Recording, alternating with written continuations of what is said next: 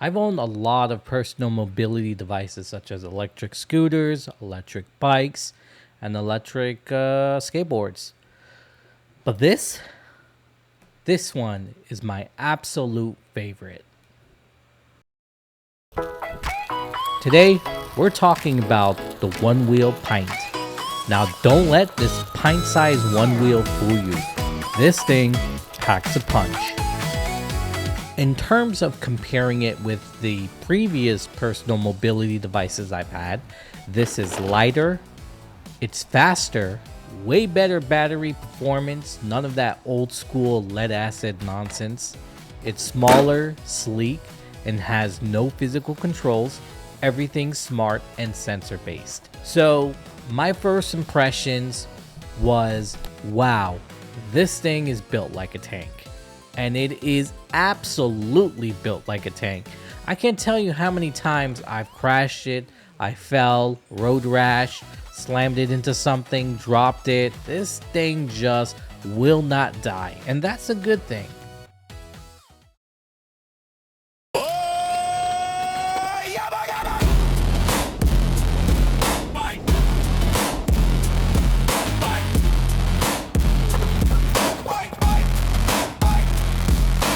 Bones creak but never collapse.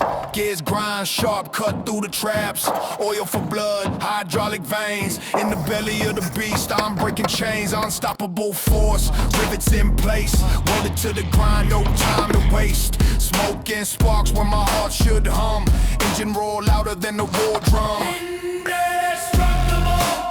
Built to last, no rust, no crack, no shadow cast. Indestructible. Rise and grind, no quit. When I first stepped on it, I have to say it was a very scary feeling. Scary as hell. I mean, this was probably the most dangerous thing I've ever done on a personal mobility device. And all I was doing was trying to learn to ride the one wheel. Being so used to like handlebars from like bikes and scooters, it took a while to get used to not having that anymore. I rode an electric skateboard, and back in my youth, I used to ride a skateboard, but there was something different with this. If I had to tell you what that was, I would take a gamble and say that it had to be the ride height. This thing is a lot higher than a regular traditional skateboard or even an electric skateboard. But once I got on this board, let me tell you, it's fast, blazing fast.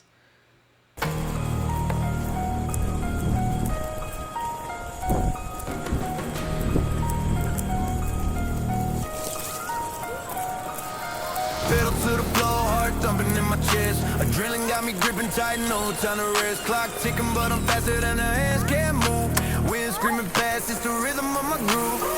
Tire screech, leave marks on the concrete. Rubber burning hotter than the sun's heat. Tunnel vision, no collision, I'm a phantom blur. Chasing every second like a thief, that's my word. I need the speed, the rush, the thrill. Engine roaring, chasing that uphill. Life in the fast lane, no break, just go. Lit up, neon glow in the night. Street lights, streaking cities, heartbeat in flight. Every turn sharper than a blade in the fight. Every second counts, gotta make it feel right. Racing through the veins, gasoline in my blood.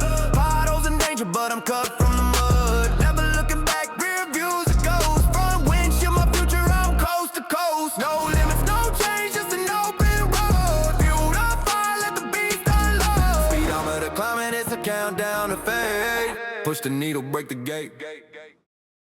The speed is capped up to 15 miles per hour, but let me tell you, when you're cruising at 15 miles per hour, if it's your first time on a one wheel, that 15 miles per hour ends up feeling like 30. Of course, that can also be because I'm just an old man. Once you start learning to cruise on this thing, you start to realize that, man, this battery is damn good. And One Wheel knows it. They advertise that you can go up to 7, 8, 9, possibly 10 miles on a single charge. That means that this thing isn't just recreational. I mean, you can actually use it to go somewhere, to travel. And if that's not enough, this pint has more than enough torque to handle grass and dirt roads. No issues. Now, how was learning to ride this thing? Scary, right? You're damn right it was scary. All in all, it took about a week to learn how to ride this thing completely. I mean, without error, without hesitation, one whole week. And I thought that was pretty darn fast. I thought I was a fast learner. The first time I stepped on the board, I was wobbling all over, and I saw numerous videos on people showing their first one wheel ride, and it was the same exact thing, that wobble. Before I got my one wheel, I watched those videos. I'm like, this guy, really? Come on, man. You can't be wobbling that much. You an amateur. Sure enough, when I stepped on the one wheel, I was wobbling like a coffee cup on a three-legged table that wasn't leveled. Now, out of the box, your one wheel comes equipped with QuickStop. And I have to tell you, that is a genius feature that they rolled out with, because this allowed me to master riding the one wheel. And after mastering riding the one wheel, I then was able to take off QuickStop and learn how to stop or ride backwards properly, the way the creators of One Wheel intended. Once I mastered forward riding, I turned off QuickStop and learned how to stop by just lifting up my heel. At first, it was daunting and it was scary, yeah, because I wasn't comfortable with lifting my feet off the board as I was on it. But it's actually a lot simpler than it sounds. And once you get the hang of it, it just becomes second nature. The one thing I have not mastered, and I don't think I will ever master, is riding reverse. That shit is hard, let me tell you. Once I got the hang of it, I then opened the door to others to allow them to ride it with proper safety, of course. Surprisingly, most of them learned to ride it within an hour. It was insane. It was ridiculous. And, I understand a lot of them were kids that were a lot younger than me, like my nephews, especially my nephew. After an hour of mastering this thing, he was already trying to attempt to ride up curbs or jump off of curbs. Me, on the other hand, nah, that's too much stupidity for me. So everything has been pretty positive with this board. There are stuff that I'm not a fan of. The first one is definitely the price. At $750 for the Pint, which is their entry-level one wheel, that's pretty pricey. But when you abuse this thing the way I've abused it, you start to realize why you're paying so much. This thing is extremely well built. The second thing I didn't like is the accessories. So a wheel cover is an extra $80. The green one that I have on my Pint, that was an extra $80. Out of the box, it doesn't come with a wheel cover. And I think that's just kind of sticking their middle finger to the consumer, because I feel like a cover is necessary, especially for safety. So charging people for that cover, for someone like me, where I feel like it's necessary, just felt wrong. The third thing is how they market how easy the one wheel is to ride. They say that it's so easy your grandpa could ride it. It literally said that in the manual. But you know what? My grandpa is not riding this thing and would never learn to ride this thing. I could tell you that much. As a matter of fact, this thing is actually a lot harder to ride than like a scooter, electric scooter, or electric bike, or a skateboard. I feel like those things, there's pretty much just zero effort. You just jump on and you start riding, especially a bike and a scooter. That's not the case with this one wheel. I mean, sure, I had people learn within an hour, but it still took them a learning curve to learn how to ride it completely, versus a electric bike or electric scooter, which kind of plug and play, right?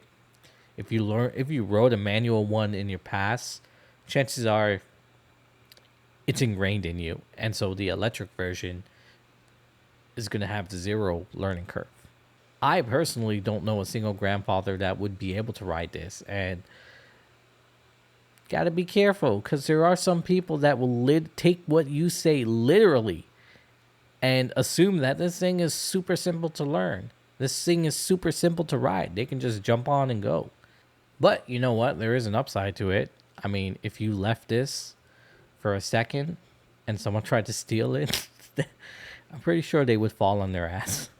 And the last thing is Android Wear. Now, I'm glad there's support for an Android smartwatch. However, it is tethered to the app on your phone. And so if you want to use the watch, you have to open the app on the phone. Now, I wish the app was able to just pair directly with the board, and so you wouldn't need your phone. You could just use your watch. That would be so much better. But you know what? I'm not a developer. I don't know what they're able to do. I don't know what they're working with. Kind of like our sponsor. You know what I hate?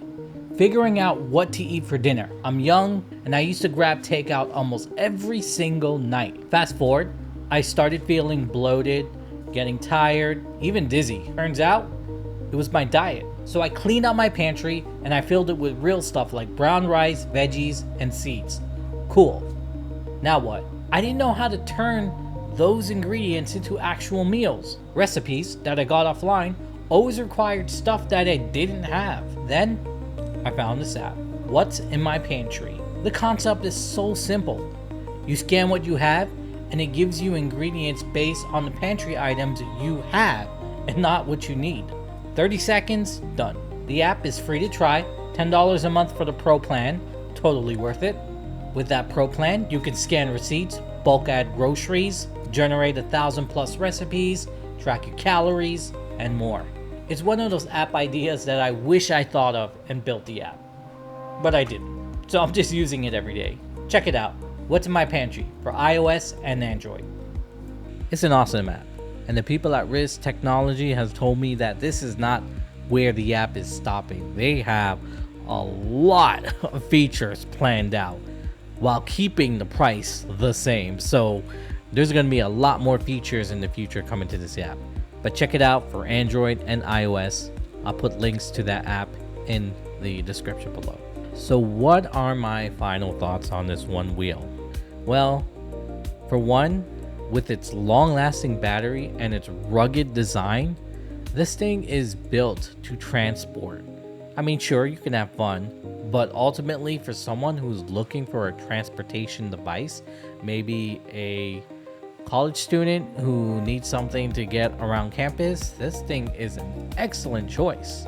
Like I said, mine's been through crash, scrapes, dirt, water, and it still performs like new, which is why I understand why they charge so much for it. It's not like you're getting a throwaway device like those cheap hoverboards that are good for like 2 weeks and then they go bad. No, this is not that. This thing will last a long time. And like I said, it's not just for the pavement. You can take this out on dirt roads and grass and off roads. You know, you're not stuck to just pavements. And I think that alone puts it in a different class from like an electric scooter and electric skateboard. Just be warned, okay? If you're using this to ride on dirt or grass terrain, you have to remember that terrain is not leveled, so there's some dips and there's some hills. If you're riding too slow, those dips and hills will throw you off the board. You have to be riding at a good constant speed to be able to travel up and down those dips with ease. I imagine the GT would have better handling with this scenario, you know, because the Pint is kind of like the baby brother of all their offerings, so not as much power and speed as those ones, but overall I highly recommend it. Whether you want a serious commuting option or just a fun ride, this thing has you covered. But if you're after something a little more safer, then obviously you want to go with an electric scooter or an electric bike. For an electric bike, you can probably get a good one for the same price as the One Wheel GT. That's my experience with my One Wheel Pint. Dangerous? Yeah. Worth it? Totally. If you like this review, hit that button. Subscribe for more personal ride tech videos like this one. My name is Z. Hasta luego, muchachos.